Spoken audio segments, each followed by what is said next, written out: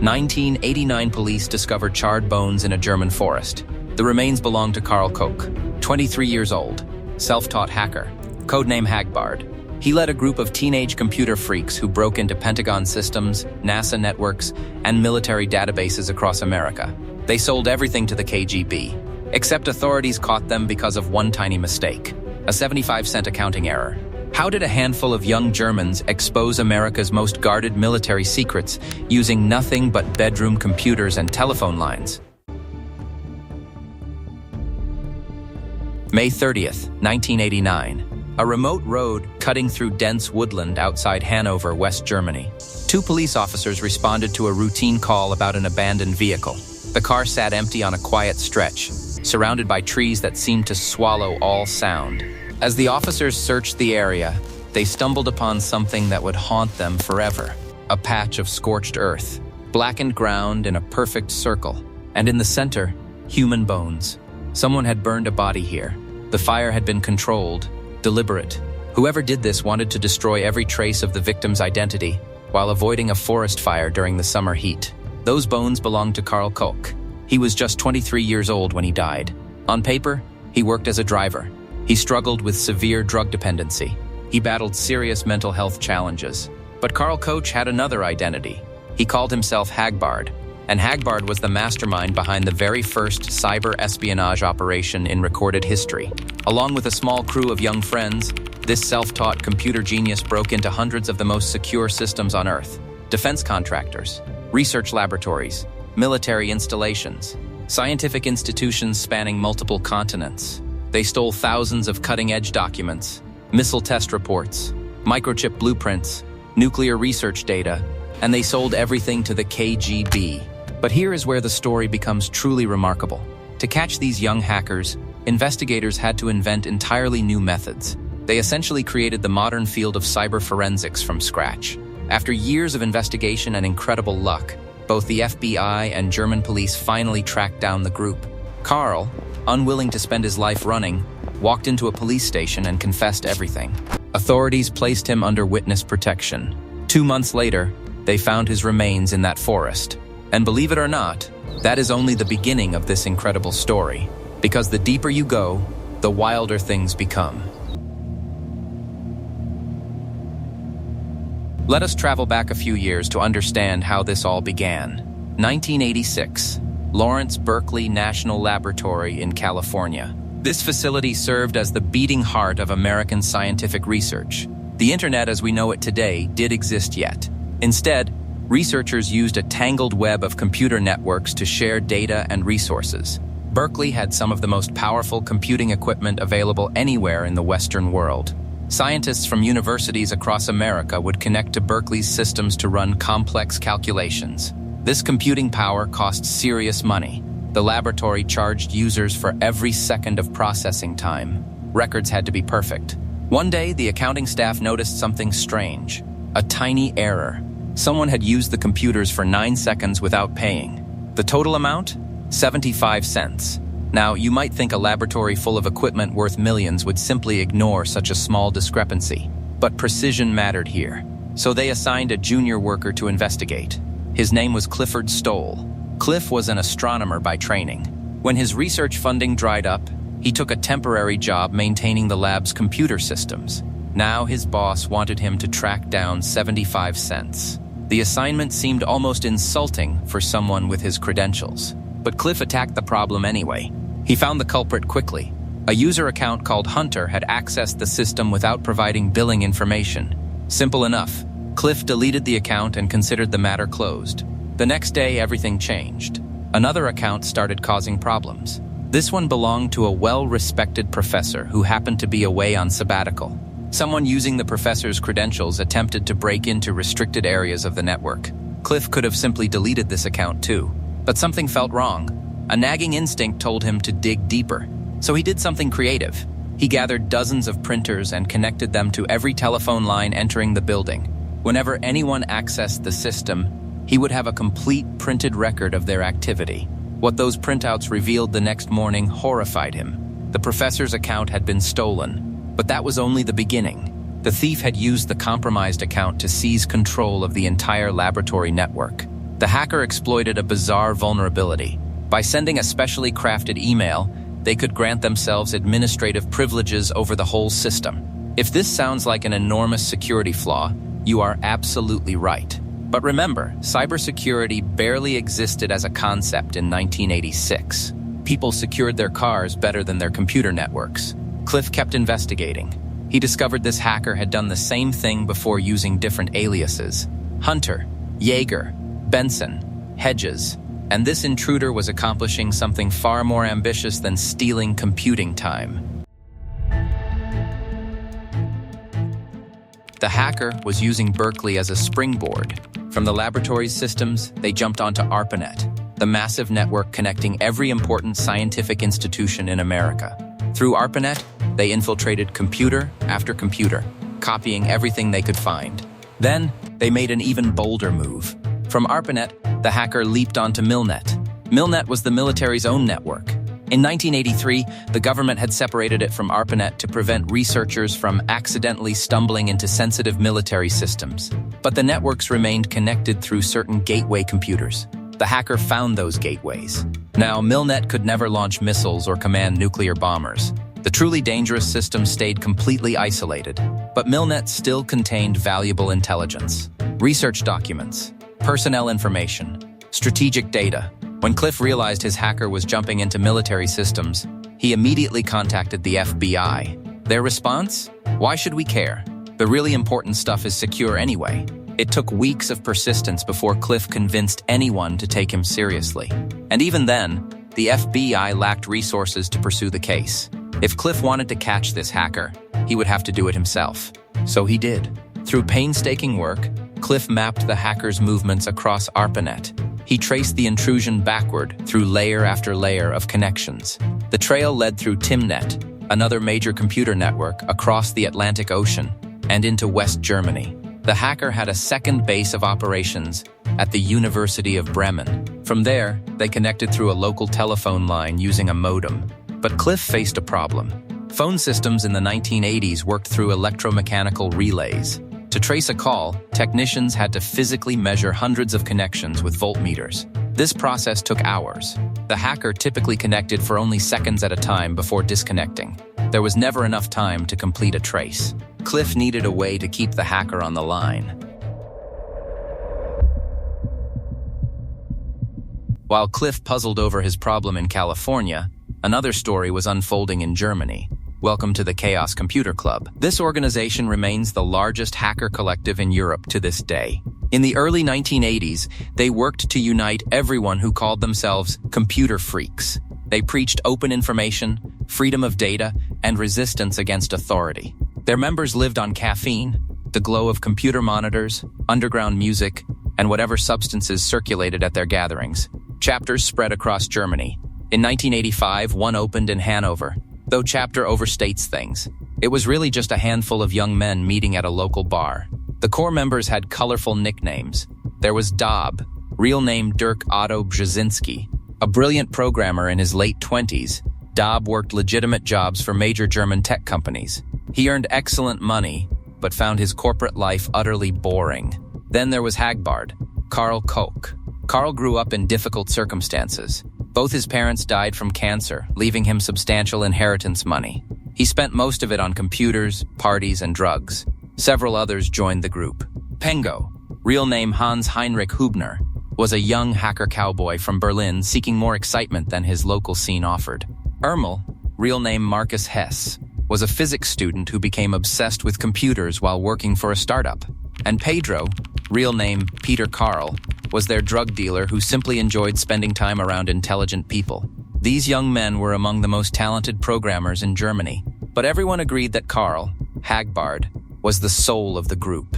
People described him as almost prophetic, a genius who radiated the spirit of their era.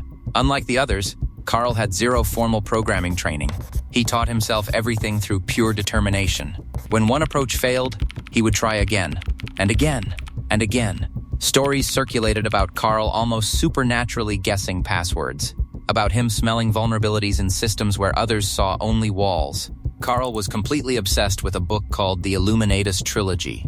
This science fiction epic told the story of secret societies controlling world events. The hero, a character named Hagbard Celine, traveled the globe fighting the Illuminati from a golden submarine with a supercomputer of his own design. Karl took the book as gospel truth. He named himself after the protagonist. He named his computer after the one in the story. He genuinely believed shadowy forces controlled humanity. The book's philosophy aligned perfectly with the Chaos Computer Club's ideology. Information should belong to everyone. Governments and corporations should hold no secrets. If people lacked access to knowledge, hackers should provide it by any means necessary. Karl and his friends saw themselves as digital freedom fighters. They wanted to level the playing field between those who controlled information and those kept in the dark. Their particular focus? The Soviet Union. The Soviets sat behind the Iron Curtain, cut off from Western technology. Their computing capabilities lagged a decade behind. The information divide between East and West seemed deeply unjust to these young idealists. So they hatched a plan they called Project Equalizer. The hackers wanted to share Western knowledge with the Soviet bloc, but they faced a practical problem. They were broke. Karl's inheritance had long since evaporated. The others earned decent programmer salaries, but their appetites for drugs and technology consumed everything they made. They needed money, and they figured the Soviets would pay for valuable information. At first, Pedro simply walked into the Soviet embassy in East Berlin and offered their services. The KGB showed no interest, so Karl prepared a demonstration. He assembled a portfolio of carefully researched intelligence, American computer network pathways, passwords opening access to military systems, information about Milnet, the Pentagon, NASA. But Karl played it smart. He withheld the most valuable passwords. To get those, the Soviets would need to pay 1 million German marks. The group traveled to East Berlin and met with a KGB officer named Sergei. Convincing Sergei proved difficult. Here was a bunch of drugged-up young hackers making wild claims about computer networks. Sergei barely understood how computers worked, let alone what hacking meant. And 1 million marks? Completely out of the question. Karl's grand plan collapsed. But the group settled for less. They began delivering whatever important-sounding data they could find. Nuclear research papers, missile test information, scientific documents about physics and astronomy, software programs, operating systems. The hackers would burn information onto magnetic tape and bring it to their meetings with Sergei. His technicians would verify the material. If it proved valuable, the hackers received payment. Back in Germany, they worked from Karl's cramped apartment. Using painfully slow modem connections, they dialed into Timnet, bounced to the University of Bremen, hopped across the Atlantic, and landed at Berkeley. From there, they spread through ARPANET like a digital plague. The KGB paid the group approximately 90,000 German marks over the following years. Solid money for young men, but far less than Karl originally demanded. And the Soviets wanted more. Sergei made their desires clear. The KGB would pay handsomely for anything related to the Strategic Defense Initiative. This was Ronald Reagan's ambitious missile defense program, popularly called Star Wars. It was the hottest topic in the Cold War. The hackers agreed to search for SDY information. This was precisely when Clifford Stoll discovered their traces at Berkeley.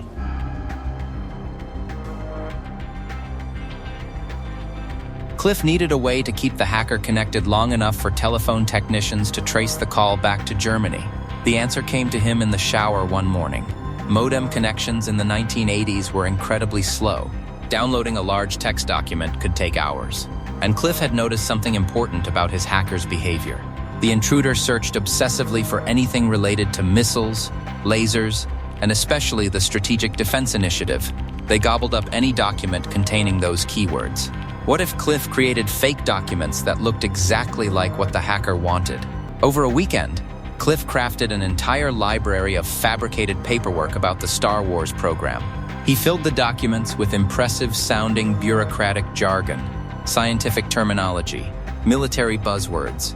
Everything looked authentic because, frankly, the difference between academic nonsense and military nonsense came down to changing professor to colonel and dean to general. He uploaded these fake files to the Berkeley system and created a fictional project called SDINet, run by an imaginary secretary named Barbara Sherwin. This technique became known as a honeypot. Security professionals use it to this day. Most hacker arrests you read about in the news involve honeypots. But in the 1980s, nobody had ever done this before. Cliff invented it while standing in his bathroom. The hacker took the bait immediately. They saw Strategic Defense Initiative and began downloading everything.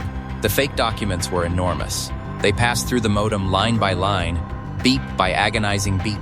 Meanwhile, German telephone technicians grabbed their voltmeters and got to work tracing the connection through relay after relay. Hours later, they had an address in Hanover. The trap worked. German police moved quickly. They arrested the young hackers and discovered the full scope of Project Equalizer. But by the time authorities closed in, the group was already falling apart. Internal tensions had been building for months. Some members grew uneasy about their spy games. Others questioned whether accepting payment compromised their idealistic mission. Everyone grew tired of Karl's increasingly intense Illuminati obsession. Karl's mental health had deteriorated badly. The drug use amplified his paranoia. He genuinely believed dark forces were hunting him. What began as fascination with a satirical novel had transformed into something approaching delusion. The Illuminatus trilogy was actually written as a parody. The authors worked in journalism and received countless letters from conspiracy theorists ranting about secret societies, flying saucers, communist agents, and satanic cults. The book asked, what if every single conspiracy theory were simultaneously true? It was meant as mockery. Karl took it as prophecy. When Karl realized police were tracking him, he made a surprising decision. He walked into the authorities and confessed everything about Project Equalizer. He agreed to testify against his friends in exchange for protection. Authorities placed Karl under witness protection. In 1990, the case concluded. Daub received a 14-month sentence. Ermel got 20 months. Pedro served 2 years. The fall of the Berlin Wall meant all served reduced time. But Karl would face a different fate. In May 1989, Karl left work during his lunch break and simply vanished. When he failed to return, his employer reported him missing. Days later, police found his abandoned car in a forest near Celle. His burned remains lay nearby on scorched ground. Investigators ruled his death self-inflicted. The official conclusion remains controversial. The circumstances appear deeply suspicious. But Karl's surviving friends, the people who knew him best, accept the finding. They believe Karl had simply given up. His war against the Illuminati led nowhere. His plan to help the Soviets accomplished little of lasting value. The government he tried to fight was now protecting him from the KGB. Everything Karl believed in had collapsed. He was 23 years old.